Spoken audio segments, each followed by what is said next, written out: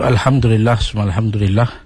Para pendengar yang dimuliakan, pertama sekali saya terus mengajak untuk kita tingkatkan lagi usaha syukur kita pada Allah. Hari ke hari kita diberi nikmat, dan nikmat berterusan dapat kita kecapi. Lebih-lebih lagi nikmat iman dan nikmat Islam. Alhamdulillah, kini kita sedang berada pada hari yang ke-17 beradanya kita di bulan Rejab. Sedar tak sedar sudah lepas separuh daripada Rejab berlalu. Tinggal lagi 12 hari atau 13 hari untuk pertemuan kita dengan Syaban, dan insya-Allah berikutnya Ramadan. Kita sudah kesuntukan masa.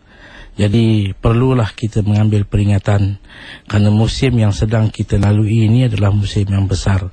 Bagaimana setiap kita dapat memanfaatkan sebaiknya musim ini dengan kita memperkemaskan terus ibadat kita, memperelokkan, jadikan ibadat kita sentiasa dalam kualiti yang cukup memuaskan, supaya Allah Subhanahu Wa Taala akan memberikan sesuatu. Kerana ibadat kita sebenarnya sesuatu yang akan dipulangkan balik pada kita. Allah tidak mengambil apa-apa keuntungan, sedikit pun tidak menambah dalam kehebatan Allah atau tidak menjejaskan dalam kedudukan Allah. Jadi apa yang kita buat, kita yang dapat pulangan dia. Secantik, seindah, seeloknya kita buat, maka seindah itulah ganjaran-ganjaran yang Allah akan kurniakan kepada kita. Maka sidang pendengar yang dimuliakan, kita perkatakan tentang solat. Kita tahu solat ni adalah perkara utama, dan bulan ini bulan yang bakal kita menyambut perayaan Al-Isra wal Mi'raj, iaitu bulan yang mengenangkan kita bagaimana menjadi tarikh mula, titik mula kefarduan solat yang Allah fardukan kepada kita. Dan solat ini adalah satu-satunya atur cara untuk setiap makhluk, iaitu yang bernama manusia ini atau jin, dalam mengeluarkan segala masalah, merintis, mengeluh, mengadu kepada Allah Subhanahu Wa Taala. Lepas itu 5 waktu diberi pada kita, dengan waktu-waktu ini bersesuaian. Subuh di akhir malam, tengah hari pula dalam waktu rehat, asar kita rehat petang, maghrib sempadan antara siang dan malam, isyak sebelum kita melabur tirai untuk kita tidur malam. Jadi ini waktu kita mengadu. Kita solat sebenarnya kita sedang berada di depan Allah. Kita sedang mengadu masalah kita, yang mana Allah nakkan kita ni supaya menepati kehendak-kehendaknya. Maka kita buat solat dengan cantik, dengan indah, elok. Sesuaikan solat kita dengan pemakaian kita yang sempurna, dengan tempat solat kita yang sempurna, dan yang lebih penting waktu kita. Jangan sampai kita terbabas dalam melakukan solat. Jadi ini yang kadang-kala kita lepas pandang. Kita tak jaga waktu kita, dan kita tak jaga pemakaian solat kita. Jadi insya-Allah saya mengharapkan para pendengar untuk terus memberi usaha dan usaha, lebih-lebih lagi dalam kita berada di bulan Rejab. Terima kasih Ustaz. Ya, Tadi membicarakan kita untuk slot tahsinat ibadah untuk hari ini. Mengundang anda untuk interaksi 0362051500 maupun untuk mereka yang dah pun tinggalkan maklum balas ya dalam di Facebook kita ikim.fm. Kita bakal raikan sebentar saja lagi apapun mengalu-alukan untuk pemanggil yang pertama berinteraksi bersama dengan bahagia Ustaz Fazli waktu ini, insya-Allah. Assalamualaikum. Hello, Assalamualaikum. Siapa di talian? Waalaikumsalam. Saya Kak Norma dari Bangi. Silakan Kak Norma. Terima kasih. Assalamualaikum Ustaz. Waalaikumsalam warahmatullahi. Saya ada 2 soalan Ustaz. Ya. Saya semenjak mendengar Ustaz mengatakan bahawa kita nak kena ganti qada solat lama tu, saya buatlah sekarang ni. Ya. Alhamdulillah. Dan saya boleh tak saya selang-seli dengan solat sunat yang biasa dah buat, macam duha, kadang qobliyah, ba'diyah? Soalan pertama. Ya. Soalan kedua, Ustaz, saya nak tahu had dagu yang wanita boleh nampak. Sebab kadang-kadang bila kita travel Ustaz kita dalam perjalanan tak bawa telekung dan gunakan tudung kita yang saja untuk solat. Nak tahu had mana dagu yang boleh nampak dalam solat. Terima kasih Ustaz. Terima kasih Puan. Assalamualaikum. Balik kepada soalan yang pertama tadi, kita qada. Kita tahu bahawa qada seperti mana saya umpamakan. Qada ni macam kita bayar hutang. Adapun solat-solat sunat ni macam kita bersedekah. Secara logik pun kita nampak mana lebih utama. Hutang ni wajib, sedekah ni sunat. Maka utamakanlah kita punya hutang, iaitu qada kita. Walaupun waktu zuhar kita buat qada, waktu isyraq kita buat qada, waktu qabliyah kita buat qada, dia akan memberikan lebih besar lagi. Satunya dia membayar kafarah yang telah lalu. Yang kedua, tahap solat kita tu lebih mutu, lebih besar berbanding dengan solat sunat. Kalau kita bulan Ramadan nanti, maka qada tu pahala dia akan dapat 70 kali qada. Mana segi pahala, maknanya besar dan lebih. Dengan sebab itu saya menasihatkan kepada puan supaya utamakan qada. Biar selesai qada, supaya kita tak ada apa lagi yang akan berbangkit. Kalau Allah tanya pun, kita dah buat apa yang telah dituntut ke atas kita dalam umur kita baligh sampai ke hidup kita ketika ini. Dan masalah kedua mengenai dengan dagu. Untuk memudahkan, kalau kita pegang di dagu kita ni, kita akan dapati dua tulang bergerak bila kita bercakap. Itu sempadan dia. Jangan kita nampakkan bawah daripada dagu. Mana sempadan di atas ujung kita punya dagu kita ni, itu sempadan muka. Jadi kalau kita pakai tudung, jangan nampak bawah dagu, maka ini solat kita tak sah. Jadi maknanya kalau kita dalam perjalanan macam mana tadi, kita kena tarik sikit tudung kita naik ke atas sehingga tertutup bahagian dagu. Jangan macam banyak tudung hari ni nampak dagu. Nampak dagu ni solat tak sah. Kerana dagu dia tak masuk dalam kawasan muka. Anggota yang boleh dilihat dalam solat ialah muka dan tapak tangan. Sebahagian muka dan sebahagian daripada tapak tangan. Maka muka ni, dagu dia tak masuk dalam muka. Sebab tu kalau kita ambil wuduk tak basuh dagu pun wuduk kita sah. Maka dengan itu dagu wajib kita tutup. Semoga pencerahan yang diberikan oleh bagi Ustaz menjelaskan kemusykilan yang telah pun diutarakan sebentar tadi. Kembali untuk bersama dengan pemanggil kita yang berikutnya, insya-Allah. Assalamualaikum. Waalaikumsalam warahmatullahi. Silakan bicara dengan bagi Ustaz. Saya Puan Nur daripada Kuala Lumpur. Sila Puan Nur. Okey, assalamualaikum warahmatullahi wabarakatuh, Ustaz. Waalaikumsalam warahmatullahi wabarakatuh. Ustaz, saya ada beberapa soalan yang tanyalah, sebab saya susah nak dapat Ustaz ni. Jadi saya nak tanya Ustaz. Pertama saya nak tanya waktu duha ni Ustaz, lebih afdal dari pukul berapa ke pukul berapa? Sebab ada yang orang kata nak dekat zuhur pun boleh solat. Yalah, daripada tak solat lebih baik solat kan. Jadi saya nak tanya waktu yang lebih afdal lah. Saya satu nak tanya Ustaz, semua orang dia buat di pejabat saja Ustaz, di rumah dia tak buat. Jadi macam mana Ustaz? Ada orang kata di rumah tak sempat, tak ada masa nak buat waktu duha. Jadi buat semua orang kata kalau buat di pejabat takut menunjuk-nunjuk pula kat orang kan. Jadi mana yang lebih afdal, dibuat di rumah ataupun boleh buat di mana-mana je. Soalan yang berikutnya Ustaz, saya nak tanya, apa dimaksudkan dengan taubat nasuha Ustaz? Sebab kadang-kadang kita buat solat sunat taubat, lepas tu kadang kita ni hamba yang kecil konsep dah membuat kesilapan, kesalahan, lepas kita taubat lagi. Jadi saya nak tahu makna yang lebih mendalam sikit tentang taubat dengan taubat nasuha ni. Ustaz, saya nak tanya berkaitan dengan satu soalan yang berkaitan dengan wanita lah ya Ustaz. Ramai wanita kadang-kadang tapang. Contoh Ustaz, kita katakan datang bulan kita dah habis, katakanlah kita kena lewat berapa waktu Ustaz? Contohnya 2 waktu, ada yang kata 3 waktu. Lepas tu perlu ke waktu-waktu yang kita melintas itu kita kena qada balik solat itu? Itu saja Ustaz. Terima kasih Puan Nur. Assalamualaikum. Balik pada masalah waktu zuhar. Waktu zuhar ni kita ambil selepas terbit matahari. Dalam 15 minit ke 20 minit kita bertemu dengan waktu isyraq. Selepas itu bermulalah duha. Dan duha ni panjang waktunya sehingga sebelum matahari terpacak, sebelum istiwa dan sebelum zawal. Maknanya waktu sebelum zuhur lagi. Daripada selepas isyraq sampai sebelum zuhur. Itu waktu duha. Maka boleh kita buat sekurang-kurang 2 rakaat, sepanjang-panjang 12, seafdal-afdal 8. Buat 2. Buatlah di mana saja. Di rumah boleh, di pejabat boleh. Cuma kita tengoklah di pejabat. Jangan nanti jadi fitnah, kerja tugasan kita tak terlaksana kerana kita asyik solat. Jadi kenapa tak buat? Minta maaf bos, saya sedang solat, saya tak dapat sebab saya ada tanggungjawab solat.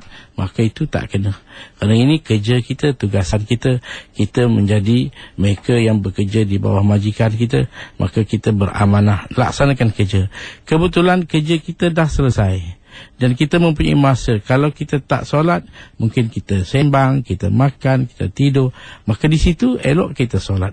Khairul mawdhu' as-solah. Sebaik-baik masa untuk kita meletakkan diri kita ialah dalam solat. Maka kita solat berapa rakaat yang boleh. Di ruang pejabat tu ada.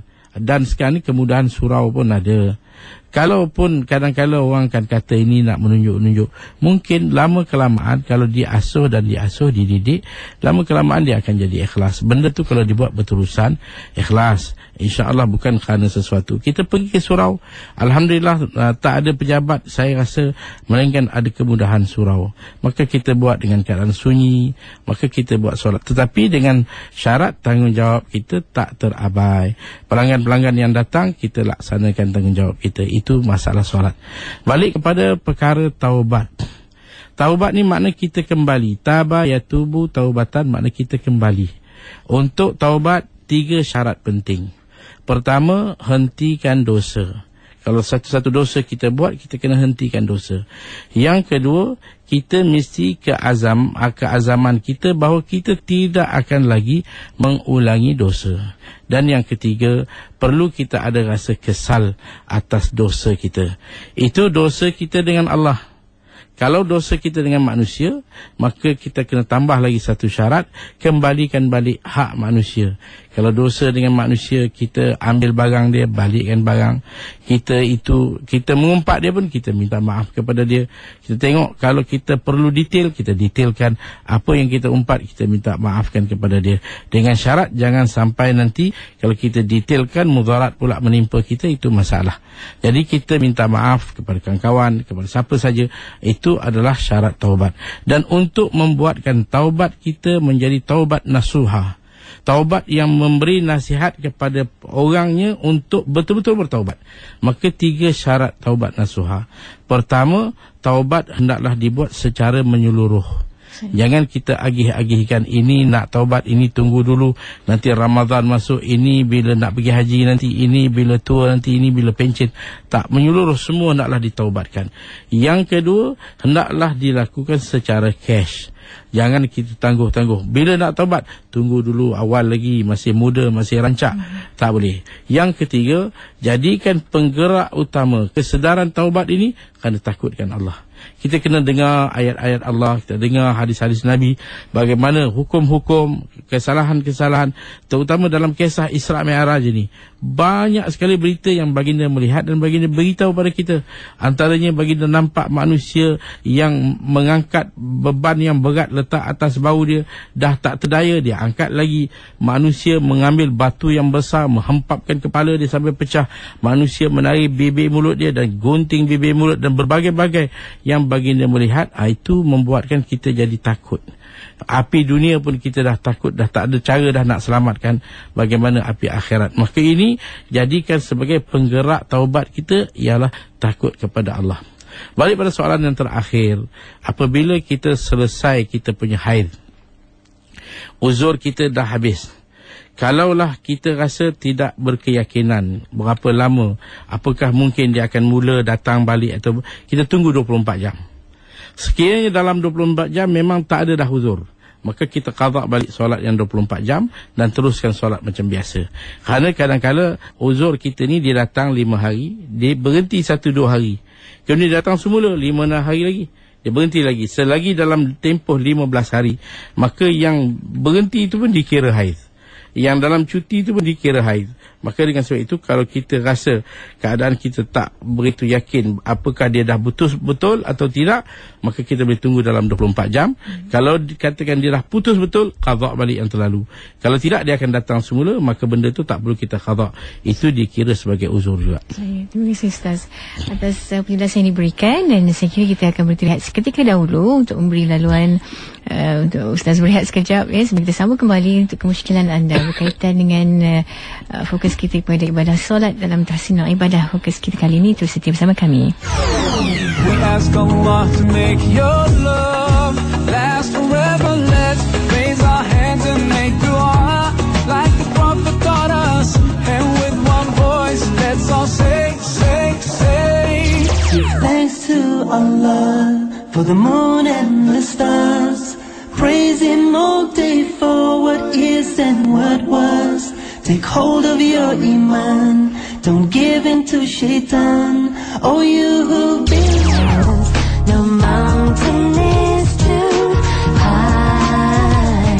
If God wills me to try, if I live with a passion and determination, inshallah, I'll live out all my dreams.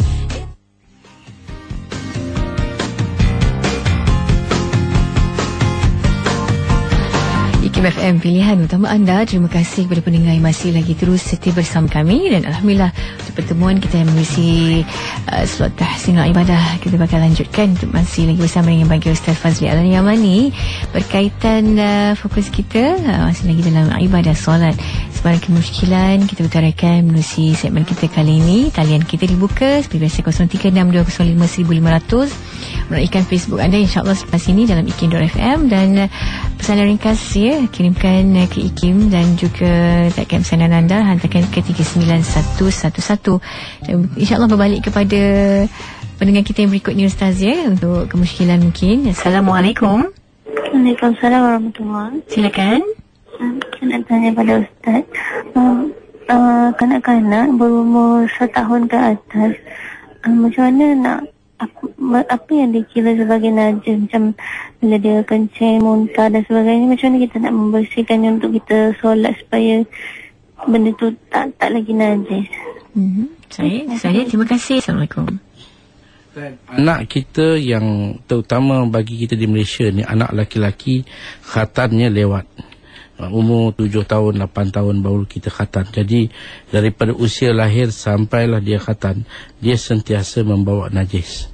Jadi bila dikatakan dia membawa najis, walaupun kita pakaikan dia pampers bersih, masih ada najis lagi kerana dia belum khatan. Jadi kita basuhkan dia macam biasa. Cuma pastikan bila kita solat, dia tidak naik atas kita, dia tidak duduk atas kita. Jangan kita ribakan dia atau biarkan dia panjat atas belakang kita. Dia boleh menyentuh kita, dia pegang tangan kita, dia sentuh kaki kita, tapi jangan dia duduk atas kita. Jadi jagalah kebersihan dia. Rumah kita memang kalau sekarang ni rumah batu, susah kita nak basuh. Tambah pula dengan kapet lagi, macam mana nak kering kalau kita basuh. Jadi kita boleh solat di mana-mana kawasan rumah. Pastikan tempat solat kita kering dengan kita meletakkan satu hamparan yang kering. Ambil sujadah yang kering atas tempat tadi, maka tempat tu kering. Ataupun kalaupun basah, gunakan satu hamparan yang tidak boleh tembus seperti plastik sebagainya, maka kita boleh solat. Pastikan pergerakan kita dalam rumah, dalam nak masuk bilik air, keluar, gunakan terompak, pakaikan selipar. Kerana tempat rumah ni kita tahu anak laki-laki dia bila buang air kadang-kadang dia tak duduk, dia pancut merata, habis kadang-kadang kepala paip pun basah, merata dia kencing. Jadi sebab itu kita kena pakai selipar khas untuk masuk tandas. Dan tempat solat kita kalau boleh biarlah agak berada di tempat yang agak selamat dan tempat yang bersih, dan sejadah yang kita gunakan bersih, kering. Maka insya-Allah dengan ini terkawallah suasana solat kita insya-Allah. Saya. Dan balik juga untuk maklum balas dalam Facebook kita berkaitan dengan solat istikharah. Dan Surul Kamaruddin, salam untuk Ustaz. Apakah waktu yang afdal untuk solat istikharah? Bolehkah kita solat walaupun saya dapati perempuan itu tidak baik perangainya? Silakan Ustaz. Istikharah ni kita seeloknya kita buat di waktu malam. Sebab tu dia tak boleh dibuat di waktu-waktu yang haram. Kita buat malam. Kalau kita ada satu hajat, maka kita buat. Dia tak akan memberikan kita satu jawapan, kerana kita ni bukan Nabi yang dapat wahyu. Kadang-kadang yang dapat hanya keberkatan wahyu, iaitu melalui mimpi. Mimpi ni dia mendapat 1/46 daripada keberkatan wahyu. Kadang-kadang hati kita terdorong, hati kita terpikat, hati kita ada suka. Jadi kalau berat hati, kita rasa baik, sambil istikharah kita juga mesyuarat, maka insya-Allah tawakal dengan Allah. Nabi kata ma khaba man istakhar wala nadima man istashar. Tidak rugi orang beristikharah dan tidak menyesal orang mesyuarat. Jadi kita ambil langkah untuk istikharah, ambil langkah untuk mesyuarat. Mudah-mudahan di situ ada kebaikan yang akan datang insya-Allah. Saya terima kasih Ustaz. Mungkin satu lagi respon daripada Ibnu Ismail, walaupun banyak soalan ditujukan, saya kira mungkin satu atau dua soalan kita bakal raikan, iaitu bagaimanakah cara untuk menentukan kiblat jika situasi kita berada di dalam hutan, Ustaz, dan juga betulkah kenyataan tentang salah satu penentuan kiblat ialah tengok piring astro menghala ke mana, kemudian lebihkan sedikit ke kanan. Allah sahih, berapakah kadar yang dikatakan lebihkan sedikit ke kanan itu? Mungkin boleh dapat pencerahan dari Ustaz, silakan. Sebenarnya kita tengok kedudukan Malaysia ni terletak di timur. Maknanya kiblat kita di barat. Kita beratkan sikit barat ke kanan, kita akan dapat arah kiblat. Jadi kalau kita pergi hutan pun, hutan kita taklah sebesar hutan di setengah-setengah negara lain. Jadi boleh kita dapat panduan. Kita dapat tengah hutan. Setengah hutan di negara luar tak nampak matahari langsung. Tertutup dengan pokok-pokok yang besar membuatkan kita tak nampak. Ini kita boleh nampak matahari terbit, matahari terbenam. Kita boleh tahu, nampak dia punya bayang-bayang dia. Maka di sana kita ambilkan arah barat dan beratkan ke kanan sikit. Itu arah kiblat kita.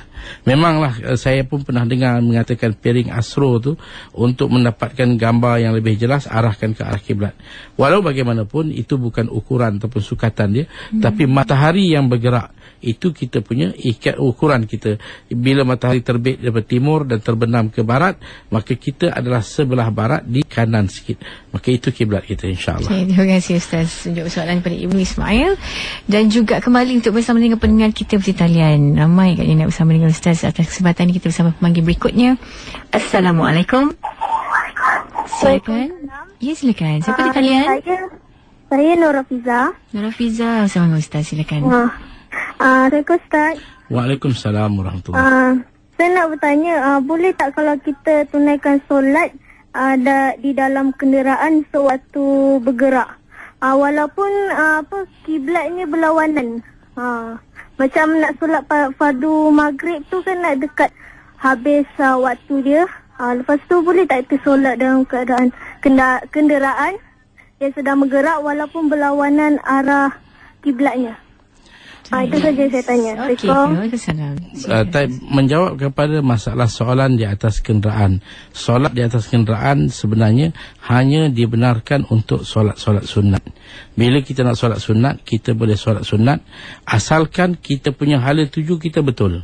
Kalaupun hala tuju kita tu membelakangi kiblat, kita katakanlah nak ke utara, kiblat kita selatan sebagai contoh, maka kita boleh solat asalkan kalau dapat takbir ke kiblat pun takbir saja. Kalau tak dapat langsung tak ada masalah, asalkan solat itu solat sunat. Boleh buat atas kenderaan. Kalau baginda buat atas unta, atas kuda, kita buat atas kereta tak ada masalah, boleh. Tapi balik pada solat fardu mesti buat di bawah, di tempat yang bawah. Bas berhenti, kenderaan berhenti di bawah, di tempat yang bukan atas kenderaan. Kita buat di bawah dengan arah kiblat yang betul, waktu yang betul dan segala sifat solat yang betul. Melainkan kalau keadaan yang tak dapat kita elak. Contohnya bas tak nak berhenti. Bila kita minta berhenti, dia kata kat mana nak berhenti? Jalan selekoh. Macam mana nak berhenti? Hujan lebat. Dan tempat perhentian jauh pula, maghrib dah nak habis. Jadi di situlah kita kata kita boleh buat apa keadaan yang kita mampu. Walaupun atas bas, dengan tidak ada wuduk, dengan tidak menghadap kiblat, kita buat apa yang kita boleh. Kemudian kita qada balik bila kita sampai. Itu kalau dah keadaan yang memang jalan selekoh, hujan lebat, tak ada tempat perhentian, waktu dah dekat asar dah nak habis, maghrib dah mula masuk, kita buat apa yang kita boleh. Jadi soalan dia tak ada benda yang kita kata boleh menjadi sebab yang menjadi halangan untuk kita tak solat. Saya terima kasih Ustaz. Kembali untuk bersama dengan pendengar kita berikutnya. Assalamualaikum. Hello. Silakan bersama dengan Ustaz. Isi daripada Shah Alam ya. Okey Ustaz, saya ada satu soalan. Macam solat habis waktu ni, macam let's say kalau macam saya ada hal yang tak dapat dielakkan, terus maghrib tu saya solat dah hampir habis waktu maghrib, dan berapa minit untuk azan, dan saya solat maghrib waktu itu, dan selepas tu saya duduk dan saya sambung dengan Isya. Satu lagi Ustaz, solat witir. Saya macam kalau solat witir tu diamalkan tiap-tiap malam dan dia tak dapat bangun tahajud. Adakah dia dapat token tahajud tu Ustaz? Terima kasih. Masalah solat maghrib, kita kata solat maghrib ni waktu maghrib. Kalaulah ada kes yang kita tak dapat buat maghrib sehingga di penghujung, contohnya kes kematian, kes ada orang sakit, yang kita lah orang ibu sakit, anak sakit, kita tak boleh nak tinggal dalam keadaan yang terdesak begitu sehingga waktu maghrib dah nak habis. Jadi kita bila sempat kita buat. Kalau katakan sedang kita buat azan berkumandang, teruskan. Solat kita automatik akan jadi qada. Tapi kita tak berdosa dalam hal ini. Kerana suatu keadaan tekanan yang kita tak dapat elak. Bukan selalu berlaku. Maka kita teruskan solat dan solat kita akan jadi qada. Tak ada masalah solat kita. Jangan sekali-kali kita lepaskan solat. Memang ada ketika, terutama bila kita berhadapan dengan orang sakit, dengan kes-kes tertentu yang boleh kita kemudiankan solat. Kerana solat ni boleh qada. Tapi nyawa manusia, keselamatan manusia ini tak boleh qada. Jadi dengan sebab itu kita selesaikan urusan dan kita cepat-cepat solat kita. Balik pada masalah witir. Witir adalah satu sunat yang sangat-sangat dituntut selepas solat fardu. Ada mazhab witir ni menjadi wajib. Jadi mazhab Syafi'i witir sunat. Dan witir ni waktu dia ialah selepas isyak. Sama ada kita buat di lewat malam dalam time tahajud ataupun selepas fardu isyak. Kita boleh buat sekurang-kurang 1 rakaat. Tapi kita temukan dengan 2 rakaat ba'diyah isyak. Buat ba'diyah isyak 2 rakaat, 1 witir. Boleh. Kalau kita tak berkesempatan, kita buat di lewat malam. Kita bangun nanti sebelum subuh, kita boleh buat witir. Yang penting, witir ni satu sunat yang dituntut ke atas kita. Selepas fardu, maka witirlah solat yang hampir kepada kefarduan solat yang 5 tu. Saya terima kasih Ustaz. Dan kembali untuk respon kita dalam Facebook, Siti Nur Syuhada, pertanyaan untuk Ustaz, boleh atau tidak jika azan berkumandang tapi belum habis azan, kita mendirikan solat? Masih lagi keliru katanya. Silakan Ustaz. Kita pertama sekali kita tahu bahawa azan ini ialah memaklumkan pada kita tentang masuknya waktu. Bila azan berkumandang, waktu telah masuk. Pastikan memang betul lah muazzin ni dia akan jaga amanah, dia pasti waktu masuk dia azan. Walaupun waktu azan tu tidak lagi selesai, kita dah boleh mula solat. Kerana kita tak semesti tunggu selesai. Tapi seafdalnya begitu. Selesaikan solat azan, kita pun buat sunat, buat fardu dan sebagainya. Tapi hal-hal tertentu kita nak cepat. Maka kita tak perlu tunggu sampai selesai azan. Azan saja kita dah boleh solat dah. Mungkin solat kita selesai, azan pun selesai. Maka solat kita sah. Kerana solat kita telah dilakukan menepati masuknya waktu. Kerana yang penting ialah bila kita angkat tangan Allahu Akbar, waktu dah masuk. Jangan sebelum akbar tu waktu tak masuk lagi. Selepas akbar baru masuk, itu tak sah. Tapi kalau dah masuk waktu, azan tu dah masuk, maka kita takbir, solat kita sah. Tak ada masalah. Terima kasih Ustaz. Dan sikit lagi yang nak kita raikan, pesan ringkas ini dikirimkan pada Syahid Idris. Hari Jumaat ramai orang mengajar melakukan solat sunat semasa khutbah dibacakan, sedangkan mendengar khutbah itu adalah wajib. Mohon penjelasan pada Ustaz. Waktu khatib membaca khutbah, ini adalah satu daripada waktu tambahan yang dikatakan sebagai waktu haram untuk melakukan solat. Maknanya bila khatib sedang baca khutbah, haram untuk melakukan apa jenis solat maupun solat-solat qada. Kalau 5 waktu yang kita kata haram itu waktu, kalau qada boleh. Tapi waktu khatib baca khutbah haram ke semua jenis solat. Maksud haram di sini tidak sah dan berdosa, kecuali solat tahiyatul masjid. Itu saja boleh. Kalau kita masuk masjid, azan berkumandang, maka kalau azan pertama kita tunggu bagi dengar habis selesai, kita buat tahiyatul masjid. Kalau kita masuk waktu kedua, kalau boleh jangan dengar azan lagi lah. Masuk terus kita solat supaya kita dapat memberi tumpuan untuk mendengar khutbah. Dan kalau lain-lain solat kita nak buat, kadang-kadang ada orang duduk di belakang, dia tak dengar khutbah, mikrofon tak sampai. Jadi dia kata, daripada aku tak dengar, lebih baik aku solat sunat. Maka perbuatan melakukan solat sunat di waktu khatib yang dia tak dengar tadi menjadi haram juga. Tak boleh dia solat sunat walaupun dia tak dengar. Hujan lebat, hujan lebat, bunyi bising, apa pun tak dengar. Dia ingat, kalau aku tak dengar, lebih baik aku nak buat ibadat sendiri. Dia pun nak sembahyang sunat, perbanyakkan sembahyang sunat. Waktu tu dia nampak khatib sedang khutbah walaupun tak dengar, maka hukum dia haram, tak sah. Baik, terima kasih Ustaz. Menjawab soalan daripada rakan kita dalam pesan ringkas yang dikirimkan. Dan kembali untuk bersama dengan pendengar kita. Respon diterima dalam Facebook Al-Qamar Abdul Ali. Salam untuk Ustaz. Perlu atau tidak kita tidur sebentar lepas solat Isyak untuk kita solat tahajud? Jadi macam mana kalau dah cuba tapi tak boleh tidur, dan juga akhirnya terus bangun untuk solat tahajud? Apa hukum tak tidur sebentar untuk solat tahajud itu? Silakan Ustaz. Tahajud ini ialah ibadat yang kita lakukan selepas tidur, walaupun seketika. Kita lepas Isyak kita tidur sekejap dan bangun tu dah dikira tahajud. Walaupun belum sampai setengah malam, baru pukul 11-12 dah dikira tahajud. Tapi kalau kita tak dapat tidur, mungkin ada masa, ada hal tak sampai tidur, dah pukul 1, pukul 2 pun tak boleh tidur lagi. Daripada kita tak boleh tidur, lebih baik kita solat. Maka itu dipanggil ibadat qiyamul lail. Ibadat qiyamul lail, ibadat yang tanpa tidur. Maka dua-dua tu adalah ibadat. Cuma lebihnya tahajud. Kenapa? Kerana tahajud ni bila dah kita tidur seketika, tentulah sikit sebanyak dia punya kepenatan badan apa semua dapat kita atasi. Rehat tadi dalam, macam kita mandu, dan kita penat-penat letih, cuba berhenti sekejap di mana-mana kawasan rehat, dapat tidur 10-15 minit.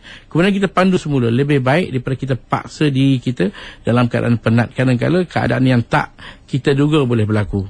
Jadi kita paksa sampai nak buat qiyamul lail, sedangkan kita mungkin ngantuk ke apa, nanti langsung tak sempurna. Maka dengan itu lebih baik kita buat tahajud, iaitu tidur seketika dan bangun semula. Terima kasih Ustaz. Itu juga pencerahan yang ditujukan untuk persoalan kita sebentar tadi, juga untuk mereka yang mungkin ada kemusykilan yang sama. Balik kepada pendengar kita mesti talian, kita dapat raihkan pemanggilan berikutnya. Assalamualaikum. Silakan, siapa di talian? Silakan bersama dengan komunikasi. Kita tutup radio dulu. Terima kasih. Hello. Silakan. Assalamualaikum Ustaz. Waalaikumsalam. Saya ingin bertanya soalan.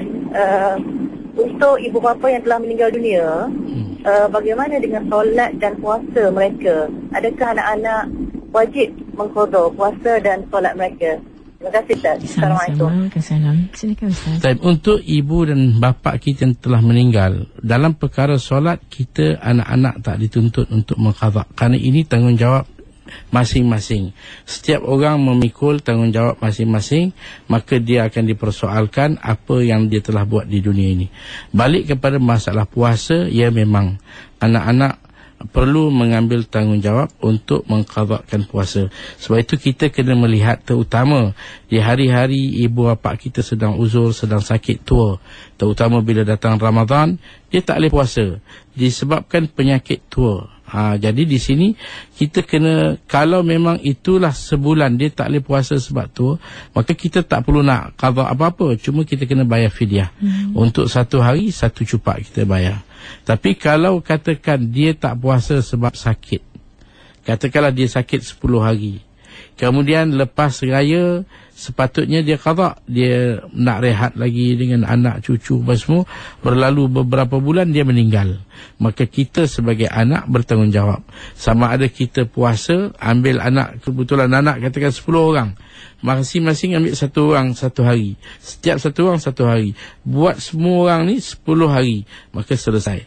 Ataupun kita upahkan 1 orang, ataupun kita bayar fidyah 10 hari dengan 10 cupak. Maka kita mempunyai pilihan, sama ada kita qada, puasa, atau upah orang, ataupun kita bayar fidyah. Maka ini tanggungjawab kita. Kita tengok jumlah puasa yang sebelum. Kadang-kadang mungkinlah bapa dulu, mak dulu, zaman mana berhempas pulas mencari rezeki untuk anak pergi belajar dulu susah. Orang potong getah susah, orang buat kebun susah, bersusah payah. Jadi kadang-kadang perkara solat tak dapat sempurna. Maka itu dia punya hal. Perkara puasa, kita kena ambil hal. Kita kena tengok dan kita kena tanya anak-anak terdekat dan sebagainya supaya dapat kita atasi masalah. Bayar dengan apa pembayaran. Jadi untuk solat memang ada kaul mengatakan kita boleh bayar satu cupak untuk satu solat. Itu bukan difatwakan, tapi diamal oleh sebahagian daripada ulama. Bolehlah kalau kita kasih sangat, kita bayar juga dalam bentuk fidyah kepada fakir miskin atas nama solat yang ibu dan bapa kita tinggal. Kalau tak balik pada pembayaran tu pun, sekurang-kurang dia jadi satu sedekah kita untuk mereka. Terima kasih Ustaz. Bagi seorang lagi dapat kita raikan dalam Facebook kita malam-malam daripada Abang Cik untuk mendapat pencerahan daripada Ustaz. Bolehkah saya menjadi imam solat pada ayah yang mengalami masalah kawalan kencing namun telah diyakini dibersihkan sebelum solat, juga mengimamkan anak saudara belum berkhatan tapi telah terdidik dengan kebersihan dan juga istinja? Silakan Ustaz. Jawapannya boleh, kedua-duanya boleh. Sama ada bapa yang kencing tadi pun boleh jadi imam, anak saudara yang sudah memayyiz pun boleh jadi imam.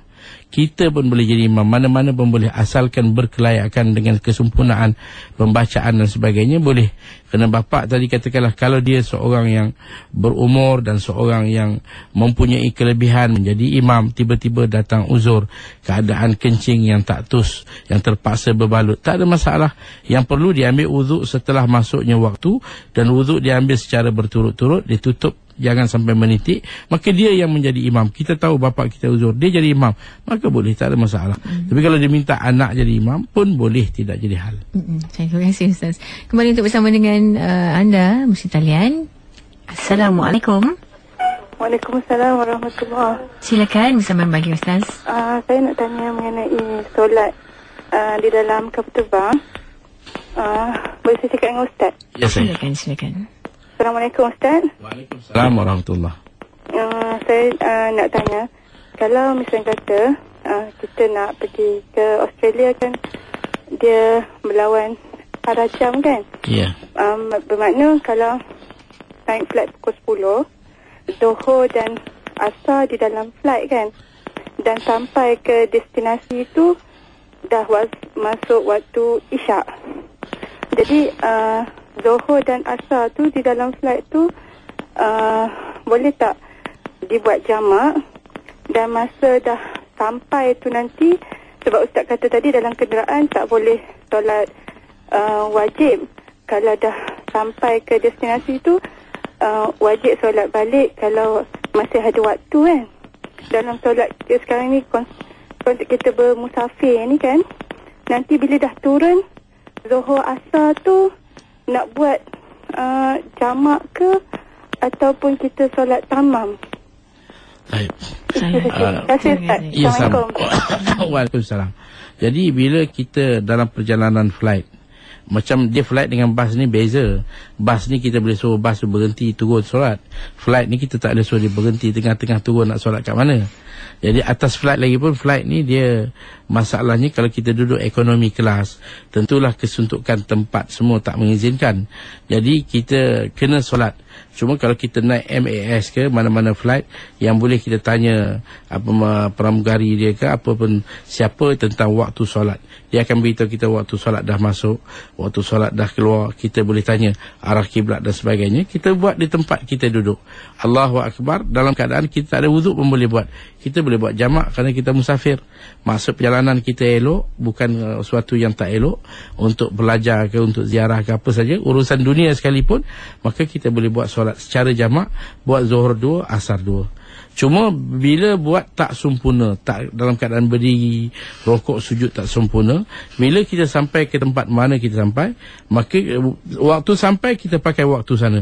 Kalau sampai itu Zuhur, Zuhur lah sana. Sampai Asar, Asar lah sana. Cuma yang dalam perjalanan ni kita ulang semula. Kalau kita sampai di tempat memang kita akan menetap sana secara mukim, maka kita ulang 4-4. Kita tak boleh kasar lagi dah. Katakanlah kita sampai ke Melbourne, memang kita belajar di Melbourne, kita akan menetap sana beberapa tahun katakan, maka kita dah jadi mukim. Kerana bila sampai lebih pada 3 hari, kita dah kira mukim. Maka kita nak qadha balik, qadha solat dalam perjalanan di tempat kita mukim dengan buat Zuhur 4, Asar 4. Buat di satu waktu pun boleh, jamakkan dia boleh. Yang penting tidak boleh kasar. Kemudian kita ikutlah waktu di sana. Terima kasih Ustaz. Mungkin seorang lagi pemanggil dapat kita raikan dalam tempoh yang berbaki dalam tahsinul ibadah waktu ni. Assalamualaikum. Assalamualaikum. Silakan bersama Ustaz. Saya nak tanya 2-3 soalan. Soalan pertama saya tentang solat. Untuk berkat berjemaah kan, seandainya kita melihat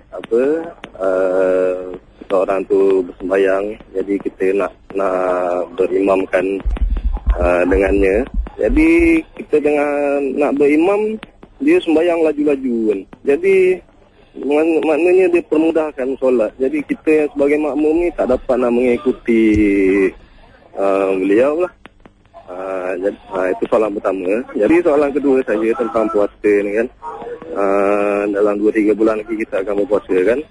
Jadi soalannya macam kita tak berapa ingat berapa tahun kita yang tak berpuasa ni, kita nak ganti balik macam mana tu. Kita nak berganti balik lah. Itulah soalannya. Itu saja. Terima kasih. Assalamualaikum. Balik pada masalah solat tadi, kita nak ikut seseorang, kita kena pilih sebenarnya siapa yang kita nak ikut. Terutama kalau kita masuk di waktu orang dah selesai solat. Mungkin ada sana satu kumpulan, sini satu kumpulan, beberapa kumpulan. Sebenarnya banyaknya kumpulan dalam solat-solat waktu ni tak ada masalah. Yang tak bolehnya Jumaat. Kalau katakan Zuhur habis, imam dah selesai, datang 2-3 orang satu sudut, 2-3 orang lain di sudut yang lain, ada 2-3 orang lain pula satu sudut yang lain. Kita ikut yang mana agak dia punya perhatian kita nampak dia buat solat dan sempurna, kita ikut. Kita jangan ikut satu orang yang sembahyang pun cumpang-camping, laju semacam, dengan keadaan pakaian pun tak sempurna, seluar pun lutut nampak. Jadi kita kena pilih orang yang kita, kalau tak ada yang sesuai, kita buat bersendirian lah. Daripada kita ikut satu orang yang kita tak boleh nak ikut. Dia punya kelajuan dia dengan keadaan orang yang tak begitu sempurna. Jadi kita kena pilih sesuatu yang sempurna. Itu satu masalah. Masalah yang mengenai dengan puasa, kita tidak boleh menganggap bahawa puasa-puasa yang lama ni yang kita telah tinggal, kita tak ingat lah. Kita dah tak boleh ingat lagi. Sedangkan kita bukanlah seorang yang telah dihilangkan ingatan sekian lama. Kita sedar. Cuma kecuaian kita. Kerana solat ni, puasa ni kita tahu 30 hari dalam setahun. Jadi kalau 5 tahun lepas, kalau sekarang umur kita 30, maka kita balik 15 tahun. Kalau 1 tahun 30 hari, kira 30 dengan 15. Maka berapa hari yang kita puasa? Kita kena boleh buat perkiraan. Ini dia berkaitan dengan ilmu hisab, matematik ini. Kita kena kira balik. Ini kita tak boleh anggap bahawa atas kecuaian dan kelekaan kita yang lama, kita lupakan macam tu saja. Tak boleh. Kita kena qada. Kalau katakan 1 tahun, kita telah terbabas, kita qada kata 10 hari, maka dia kena denda 1 hari 1 cupak. Kalau 2 tahun, dah jadi 2 cupak 1 hari. Kalau 10 tahun, 10 cupak. Qada kena, dan denda pun kita kena bayar. Ini atas kecuaian yang berlaku pada seseorang. Jadi sebab itu, jangan kita pandang mudah. Buat apalah Allah bagi kita akal, sihat, segala-gala nikmat. Tiba-tiba datang perintah Allah, kita abaikan. Kalaupun telah terlanjur, telah terlajak, masih ada masa untuk kita insaf balik semula dan kita atasi balik, insya-Allah.